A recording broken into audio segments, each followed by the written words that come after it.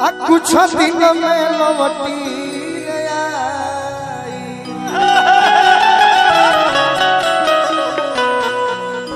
आहो मोरे रामा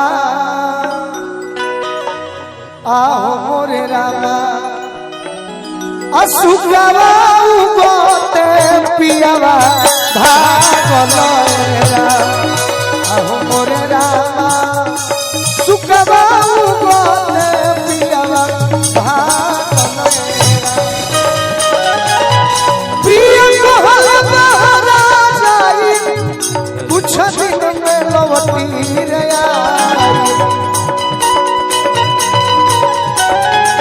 hello hello hello hello मोरे रामा रानी जी तनी चले सुखवा उगते पियावा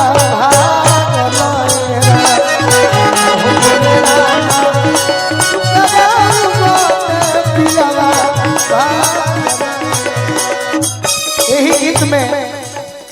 ये गाना तो हम पूरा जरूर करो। हमारी उपस्थिति में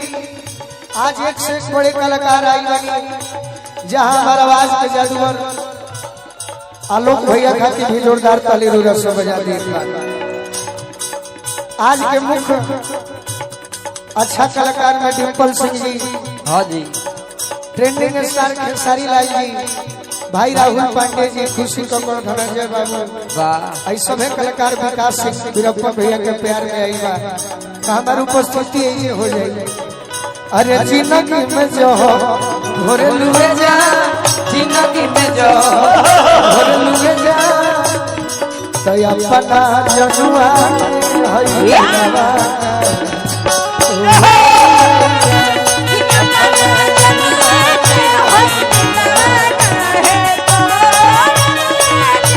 सुखवा उगते पियावा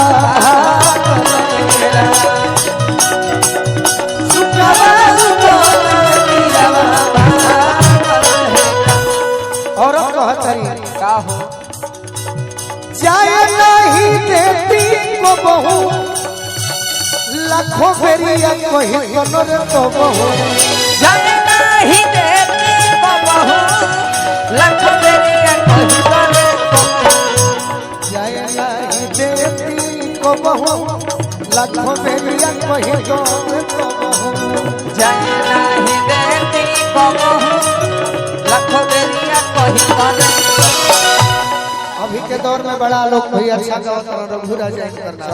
चढ़ा रहा अभी हिलौले बड़े मार्केट जाए नहीं अरे देती को बहू लाखों बेरिया कही कनरे तो बहू आहो मोरे रामा पहिले से रहती तन भर जागल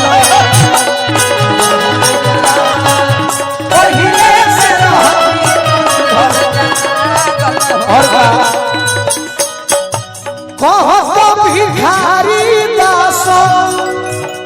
दियरा में भरवा खास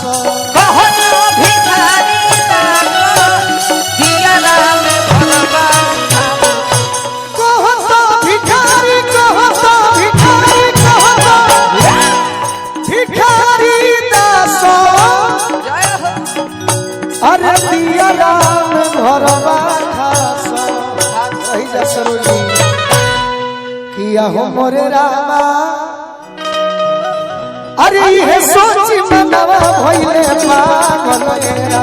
आहो मोरे रामा ये सोची मनवा भइले पागल रा